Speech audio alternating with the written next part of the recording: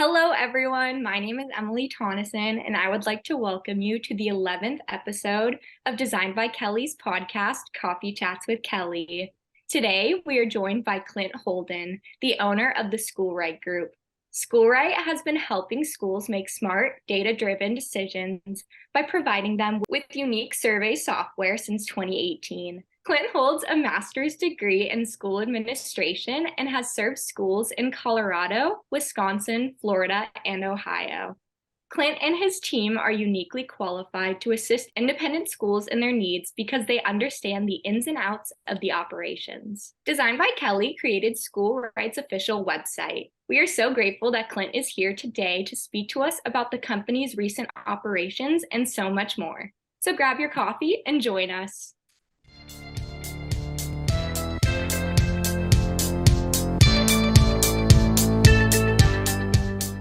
15 to 45 seconds. That's how long a visitor stays on your website before they decide if they're going to leave or stay. So how do you get them to stay? That's where I come in. My name is Kelly Thomas, and I am the owner and founder of Designed by Kelly. At Designed by Kelly, we offer affordable design solutions for nonprofits and small businesses in the areas of web design, branding, graphic design, and social media management. You can visit us online at designedbykelly.org to learn more about our affordable services, to view our portfolio, and to see what our clients say about working with us. Then schedule a free, no-pressure 30-minute consultation with us where we can show you how to turn those website visitors into leads. Contact us today, and let's build something great together.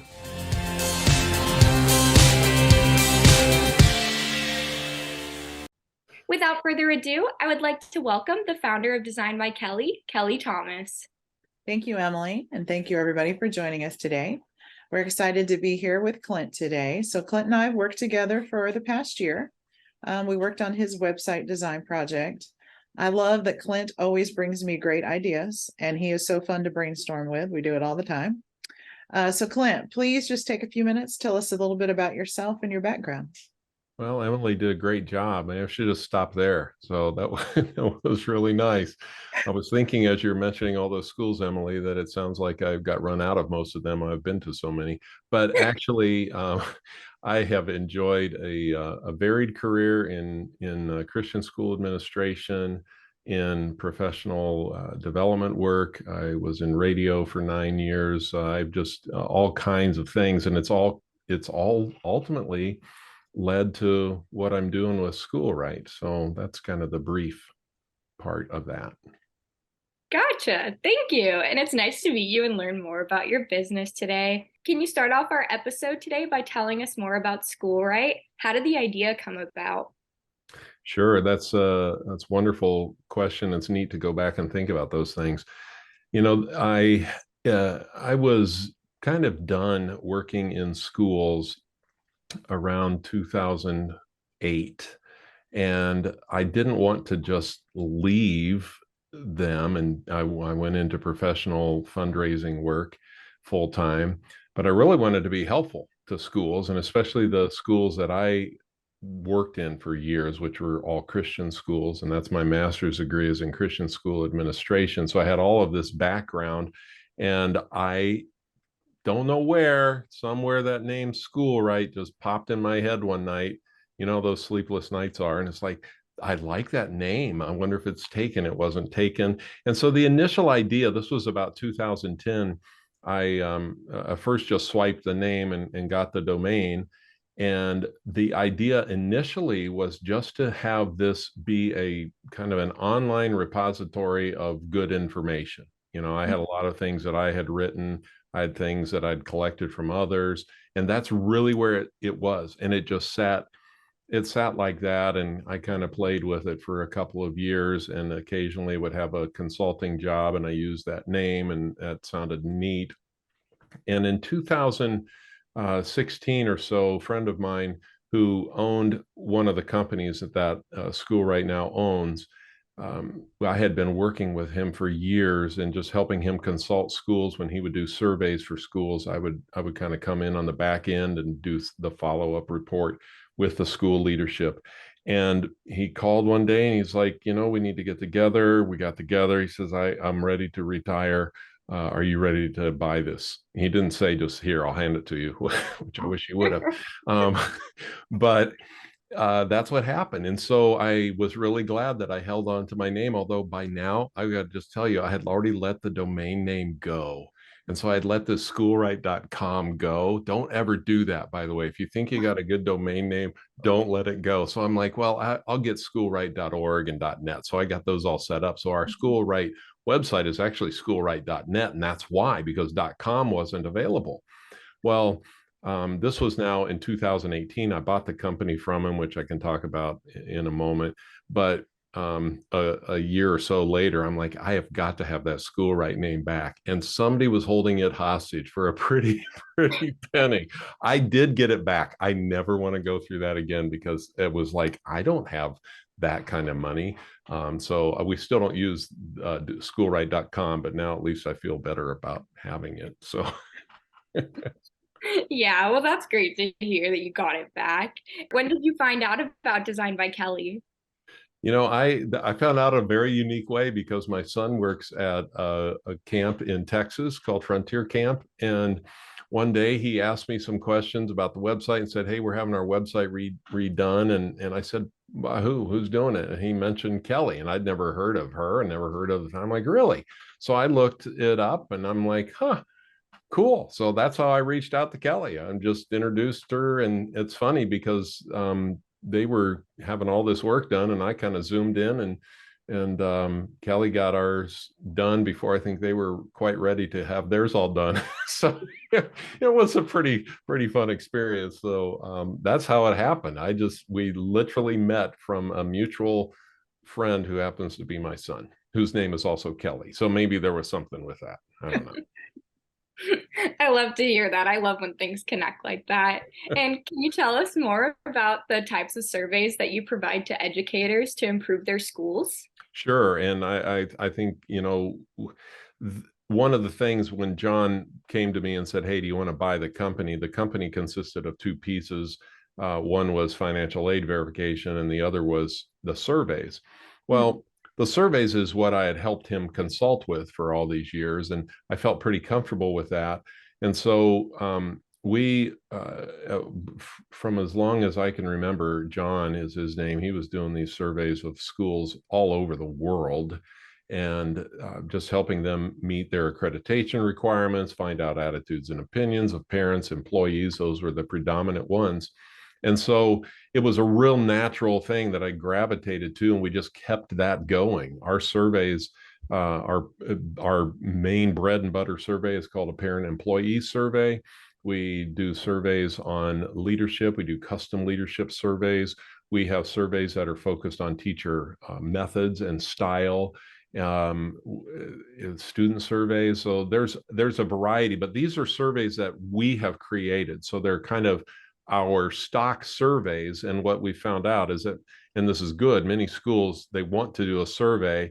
They've been doing it in a Google form or something for years. They don't know what they're doing. They don't know what to do when they collect the data and all this kind of stuff. And so that is how we really come in and help them out. We're saying, well, wait a second. We already have vetted all these questions. We know what the accreditation organizations want. We're asking the right questions. We're giving you the right feedback that you aren't overwhelmed with either. We want them to really be, we like to say, just kind of dangerous enough with the data that they can feel like they can get something done with it and not just look at a stack of papers on their back shelf that they are clueless about. So I think that may have answered most of your question, I hope.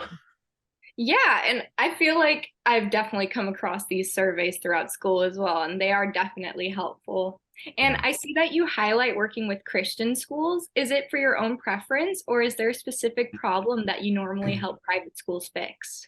And we do some other types of private schools, and we've actually done a charter school. We finally got our first charter school recently, but our surveys are really geared to the Christian market, and part of that is just my background, as having been in Christian schools all these years and really just having a heart for what they stand for. And so if there was a need specifically, it was a need for them to be better. They've always kind of trailed behind. Now, our surveys predominantly are done by much larger Christian schools, but there are some smaller schools that come in, and by the way, it's a lot more difficult to do a small school than it is large school because you have to have almost everybody to participate, so the data is reliable. But we are also finding out that more and more schools, so the Christian school market and some private schools go through an accreditation process. Public schools don't go through an accreditation process. And so at least not to this level. They might have some state standards they're following, but the Christian schools, in order to kind of have that emblem on their sign that says we're an accredited school or we're in the accreditation process, go through a pretty rigorous set of standards to get there. And that's what we help them review those, because accreditation teams will come in and look at this and they'll say, well, what do your parents think about this, and this? And what about your students? That's where our surveys help. And so predominantly for me, it was like, well, let's just be there then to help them, because they were either going to like, okay, the accreditation group, you can do a survey with their survey. Well, that's the group that's accrediting them, and the survey might not be really thorough or comprehensive, or they were using something that was way off the charts price-wise and wasn't really geared to their environment. And so we have really found our niche. The accrediting groups that we have worked with and folks that have been on those accrediting committees have been able to recommend us to schools just hand over fist, because they're like, listen, that's what these guys do. We don't dabble in other industries. That's it. It's schools, and it's predominantly Christian schools for a reason. That's really nice to hear. And thank you so much. I really appreciate all the work you do to improve education worldwide. Kelly, did you have more questions for Clint? Yeah. So Clint, how would you say working with Design by Kelly has helped your online presence grow? You know, it's been interesting because we had our I think, where I had my site before, Kelly, it was just, and you knew this, it was just, I designed it and it was fine. It was okay. It wasn't ugly looking, but I couldn't spend a lot of time there, and I couldn't get it to do a lot of the things I wanted. But one of its huge weaknesses as well was SEO. And when one thing improves, other things start to improve. And this is what we tell schools, by the way. You don't have to pick 15 things that are wrong. Fix one or two. And then all of a sudden perception changes. And now all of a sudden, the fellow that I have that kind of watches some of the back end of my website for me is like, you have had such a major uptick in people visiting the site. Why is that? I'm like, I don't know. Maybe the site looks good. I mean, it's got good information on it. The right things are driving people there. So I think that's been one of the big pieces. But the other piece, working with you, is you helped me understand kind of more of the breadth of where a site could be and where it could go. And so, it was like, wow, we could really put an emphasis on our articles. Remember that repository thing I mentioned? Now I feel like that is front and center, but it doesn't consume the site. It's not just a blog site, but we want folks to come to our site not to consume an article and go, oh, wasn't that a cool thing? Or to read about the surveys and go, oh, we might use them someday. We just want them to see that SchoolRight is the presence in their life that we hope they will trust us with one day, trust us to help them with one day. So. Yeah, that's great. I'm glad you're having a good experience with it. Yeah. So I know you just launched podcasts on your website. Tell us about those. Part of that, it goes back to my old radio background, because I have loved forever and a day recording and audio editing and all kinds of things like that. But as I started to look at all these articles, I'm like, okay, how do people consume these? Will they consume them by just reading them? And maybe, but will they read them and listen to them, or will they just listen to them? What would be more beneficial to them? And so we call it a podcast because that's kind of the phrase of the day, but it's really like, hey, the article is here in audio form. And so it has this nice little opening and close to it, and it sounds professional. We have a podcast channel, and it's all up on Apple and all that stuff. And so it's really nice and easy to get to. But the whole design of it was to produce these articles in a new way so that folks would have that opportunity to listen as well as read along, or walk down the road on their exercise and listen to an article that way. So that was really what that was about. And it's still, we have a lot of work to do. There's trying to put out one a week, as you know, with podcasting is tough enough. It's like I'm behind, but we're doing pretty well with them. Oh, that's great. They'll be great. So I know you partner with organizations like School Cues, On Mission Diagnostics, the Global School Consulting Group. Tell us a little bit more about those partnerships and how they benefit SchoolRight. Sure. They've been great partnerships. The Global School Consulting Group, for instance, was just through some friend relationships a few years ago. And then we became a partner organization of them because they work with schools all over the world. Many of those schools were just needing some survey diagnostic tools and analysis. And so we're a partner with them and help them, any of their consultants be better at being a consultant, basically. And so that was kind of that relationship. When I first started this in 2018, I got a phone call from a fellow who was the headmaster of a school in Tucson, Arizona. And he said, "Hey, I've got this survey tool that I use. I'm writing a book. It's kind of going to go with that, but I do it in Google Forms." I'm sorry to beat up on Google. I mean, Google Forms is great, but it is what it is too. And he's like, "I understand you have this other platform for surveys. Is there any way we could kind of talk?" And we did. And so we kind of adopted each other. Basically, we've become very good friends. Dr. Toby Travis, who's just been an administrator all over the world. He's done just a phenomenal job with this new tool that it's our tool. And so that became a relationship, and it's grown and grown and grown. He got his book done. We're in his book. And so it's just been a really neat arrangement. Things like with School Cues, which was a group I wasn't even looking for, and they have a very similar name. We met each other at a conference. I don't know why I'm telling you all this history, but it's kind of fun to me.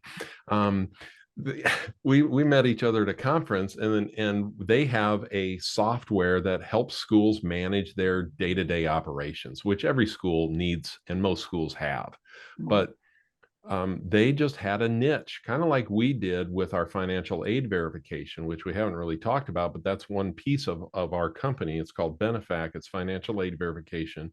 It's predominantly for Christian schools. We have a number of other private schools, Montessori schools, and schools like that utilize us to validate an application for financial aid to determine if that family can, what they can actually pay toward tuition. So a school's not walking blindly in trying to hand out tuition assistance, and so that a school is also staying compliant with IRS requirements to vet every application in a like manner. So that's where a third-party group like Benefac, our tuition aid company, comes in.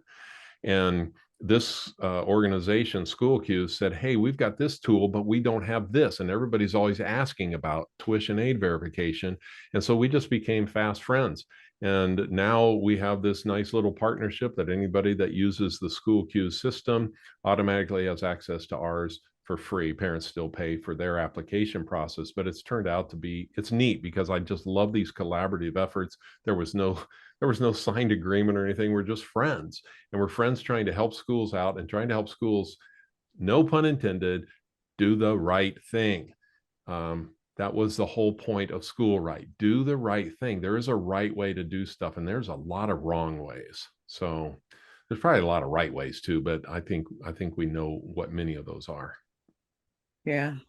Well, we're so grateful we've had the opportunity to help you grow with SchoolRight.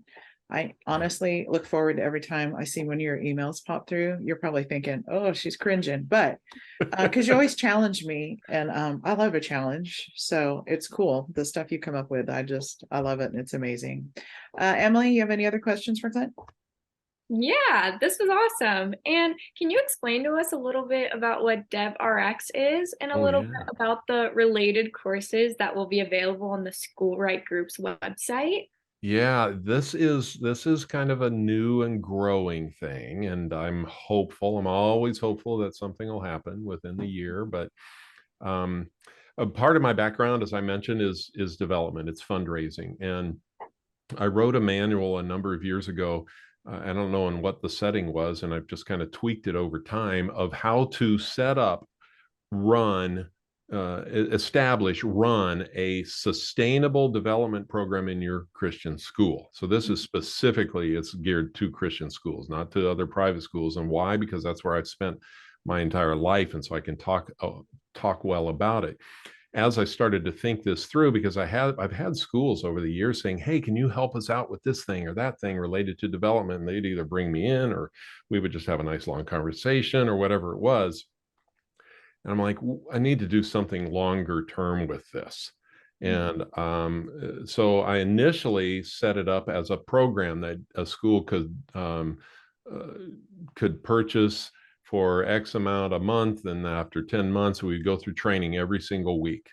And so I had actually a fairly long-term client when I was in my beta stages. And I mean, long-term in terms of they just wouldn't get rid of me. It was like 8 years or something. It wasn't because they couldn't get it, but they're like, would you just be on retainer? So it was really kind of a cool thing. And that's where some of this kind of developed out of, because I wanted folks to understand, again, there's a really good way to run a development program, and there's really wrong ways to run things. If all you want to do as a school is sell candy bars and have gala events, you're only going to raise so much money. But if you learn how to do things in a right fashion, you will create a sustained funding base that will never go away. And now when you come to them, they're not just going, "Oh, what are they coming to sell?" They're like, "I am excited to support the fund this year because of this, that, or the other thing." And so to me, it's always easier to ask somebody for $1 than to sell them a candy bar and get 75 cents from that.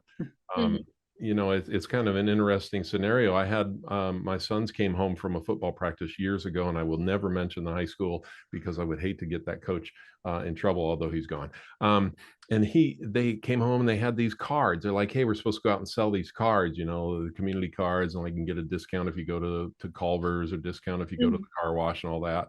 And I'm like, "How much are those things?" He goes, "They're like $20." I'm like, "Really? How much you guys get for those?" He goes, "Like 10." I'm like, "So you're selling for 20, you're getting $10. Okay." I said, "And you have to sell how many?" He said, "Well, we're supposed to sell 10 or 20 or something." And I had twins, so that was kind of the unfortunate side. It's like, "Well, okay, I think it was $20." So I'm like, "Here's $400. Take that to school and tell your coach, here's the money for the cards, and give them the cards back." And so the coach approached me in the parking lot not too long after that. And he goes, "Hey, I want your kids to sell cards. These cards, man, we need them to sell the cards." I'm like, "Well, you got your money. What do you worry about?" And I said, "Coach, what's easier?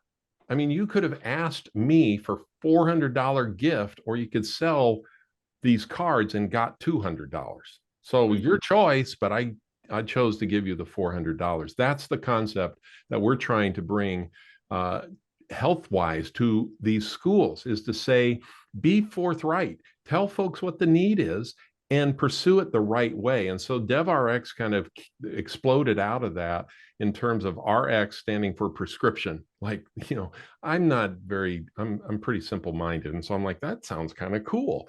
An R and an X. And so it was a prescriptive plan to setting up your development office in your school and running it correctly. And so my first big long-term client, I'm like, "This is great. I've got all this experience." Wasn't even in the States. They were in Cairo, Egypt. And I'm like, "Well, I can't keep doing this every Thursday morning for the rest of my life at 7 a.m. to meet somebody else's time frame. So we've got to get this stuff online." And that's where we're at now, where we're going to I wrote a manual that follows through all of this. So it's kind of the prescriptive step-by-step manual. And when that is done, then we're going to put courses online that folks can subscribe to, and then they can do it at their own leisure, and hopefully it will be helpful to them and not cost them an arm and a leg. Because when you look at most schools that I've worked with and helped, if they don't know much about development, that's fine. You can all learn, but they don't know how to learn. They don't know what to learn, and they don't necessarily get the right person or persons to learn. And so this is really designed to help cover all of that, so that they really walk away feeling like we are well equipped, not just one person, but maybe 4 or 5 saying we can help lead this now, because most of these schools are not huge. And so they need that kind of direction. Yeah, that sounds great. Thank you so much. I've learned so much from this conversation. Cool. Yeah, good. So Clint, thanks for joining us today. Yeah. And for sharing about your business and all the new stuff you have coming. So take a minute and tell everybody where they can find you online, if they want to survey or want to take your courses. Sure.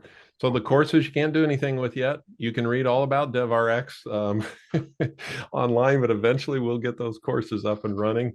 So it's schoolright.net, although you can actually find it at schoolright.com now. And Right is RIGHT. And that's kind of it. From there you would find links to either, information on our homepage about our surveys. And there's also a link on there to our tuition aid verification program, which is a completely different website. And the DevRx info is there as well. So it's pretty centrally focused, and it's really geared to these private schools so that they feel like they've got a friend. Our tagline is taking the journey with you. And the goal is literally to walk alongside folks, provide them excellent customer service, be their friend through the process, and help them be a better school in the end. Thank you so much, Clint, for joining us today. Yeah, my pleasure. Glad to be a part, and thanks for asking. We invite you all to visit our website, designedbykelly.org, to check out our portfolio and to find out how we can change your small business or nonprofit for good. Please take a minute to subscribe to our YouTube page so that you never miss a podcast. And thank you so much. We hope you join us again for another episode of Coffee Chats with Kelly.